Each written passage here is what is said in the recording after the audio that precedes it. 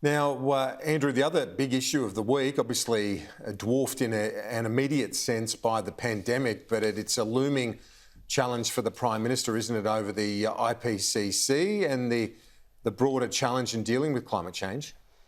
Yes, and Labor raised it again, but this time it was the same as the entire theme of Question Time, really quite personal, spiteful attacks on Scott Morrison. I thought they might have been a bit over the top, as I said, in terms of just a bit too much enthusiasm for this sort of political joust when so many people are struggling. But this time it was the claim yesterday from Scott Morrison that there were quarterly reports by Australia on emissions, and they were the only ones who did it, the Australian government. Pat Conroy from Shortland saying here, this isn't the case at all.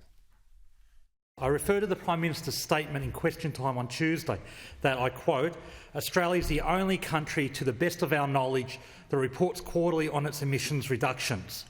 Is the Prime Minister seriously telling the House he has no idea that the United Kingdom, New Zealand, Sweden and the Netherlands have published quarterly greenhouse gas emission statistics for years?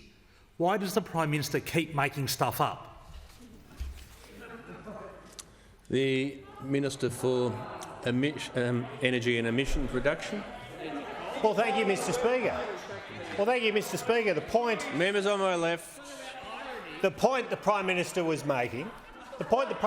making is that Australia has a track record of transparency that is unrivalled.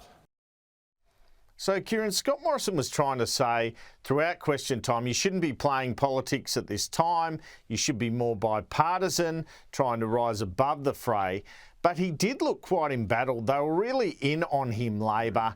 And it had that sort of reminder for me of a situation where, for example, there's a recession on and you're kind of kicking the Prime Minister when he's down. That's what it felt like to me, Kieran.